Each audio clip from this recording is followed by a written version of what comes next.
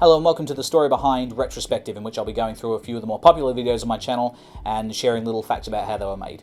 Alright, so let's go. Let's do it. Fuck me. First of all, House of Flying Fists. Now, this was shot for a school exercise in which we had to shoot something that was a minute long and edited entirely in camera, meaning there were no cuts, there was no fancy editing, it was just you press play on the tape when it's done and it will play the movie through. What you see on YouTube is that film, but with the cuts tightened a lot and some music. This was a lot of fun to shoot. It was just, you know, fucking around at Guy's house, watching Guy punch people. Now, other than the House of Flying Fists 2 trailer, which was really a joke, I wasn't going to shoot another one, I did write a second one, which I started to shoot when I was at Guy's one time, but the camera ran out of battery or something went wrong, and it wasn't coming together that well anyway, so we kind of scrapped that. But I mean, hell, if people want it, or if I can be bothered, it'll happen. Next up is Eliza O'Keefe in Boom Pole. Now, this was shot literally because I bought a boom pole to use on Doug and Zach's Suburban Legends, which is the show that me and Ethan write, and on the way home I thought, this could be a laugh. To this day, if I walk out of my room with a boom pole to go shoot something else and my sister sees me, she will scream, oh hell no. It's the greatest thing ever. Next up is The Gone, which is the first proper sketch on the channel, really. After a while of shooting mostly pointless shit and just chucking it up for the sake of it while shooting Doug and Zach, I went to visit Guy in Traralgon with Ethan and thought, fuck it, let's shoot a sketch. This is basically the culmination of a bunch of shit that happened that week that we thought was funny. Ethan came up with mistaking the Gone for the Pentagon and the whole I love geometric structures dedicated to national defense thing. That was him. Guy just makes the best fart noises, so he wanted to put that in. And having Guy involved in these sketches is so great because he's happy to do anything, but he will come up with some really good sight gags at the very last minute. For instance, he was supposed to just be sitting there playing Xbox, so he decided that in the first shot he would be opening a 2-litre bottle of Pepsi, and then in the second shot with him in it, he would have finished that bottle of Pepsi and would be opening the next one. It just works. He's good at that. Ellie was reluctant to slap me at first, but she did it, and good on her. It looks good. We spent about 20 minutes shooting the first chunk of this video, but then that last shot of us in bed took about an hour to shoot because we were trying to shoot it in Guy's room where the lighting was absolutely terrible, and we were trying to shoot it so that it would start on me, you'd hear the farting and the snoring, it would pan over and Guy would vomit Pepsi. We couldn't get the vomiting Pepsi really that well, and I kept laughing. The lighting was terrible, so we ended up just shooting it in the kitchen where there just happened to be a bed, and it looks a lot better. Next up is Chuck Baritone and the Kashmir Catastrophe. Ethan came up with that name. Thank you, Ethan. Guy, thanks for helping me come up with the ending for this video. Now, this video was shot again for school.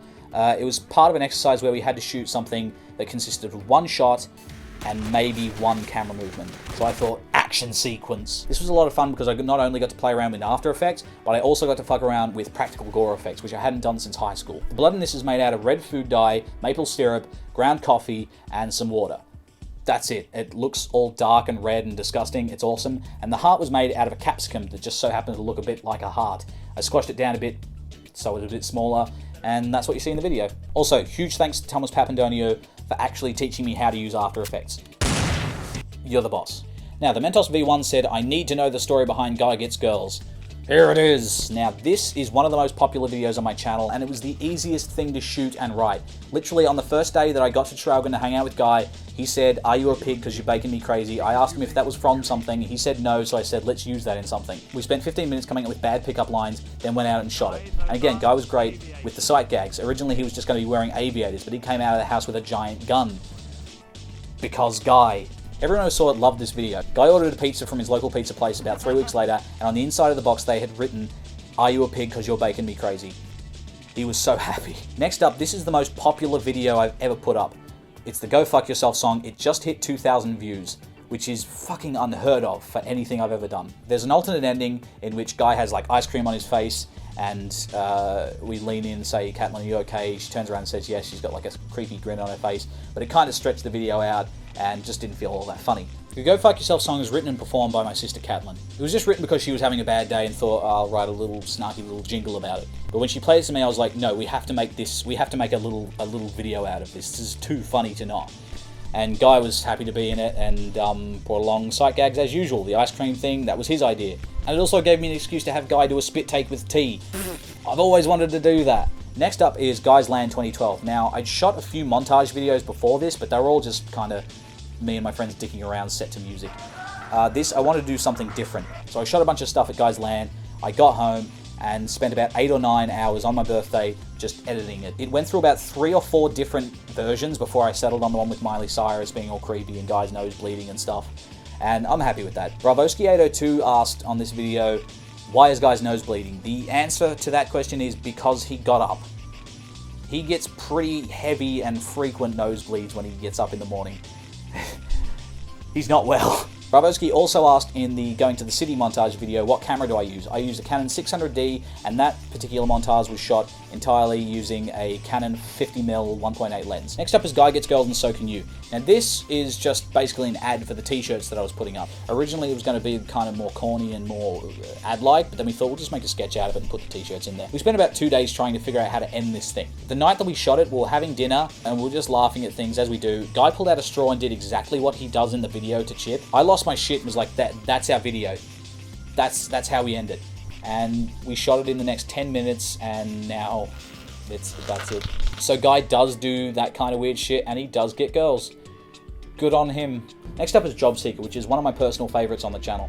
I really like the way it was shot. It was shot by Ash and she's rad. The idea is pretty self-explanatory. I left school, got a letter saying that I had to get a job, and I was on the phone to Centrelink and they kept me on the phone for ages talking to a fucking robot. Funnily enough, I did get a comment from Naked Zombie asking if the rant at the end of the video from the robot was directed at anyone. It absolutely is. It's directed at me because I was sitting on my ass pretty much doing nothing and bitching that the government was, breathing down my neck and I'm an artist and all that shit. But then I realized I hadn't really done much, and if I was gonna, be an artist and stuff, I kind of either got to do the work or shut up and get a real job. Also, in regards to Job Seeker Part 2, X-Reggie asked, did those Cheerios taste like shit after sitting there for so long?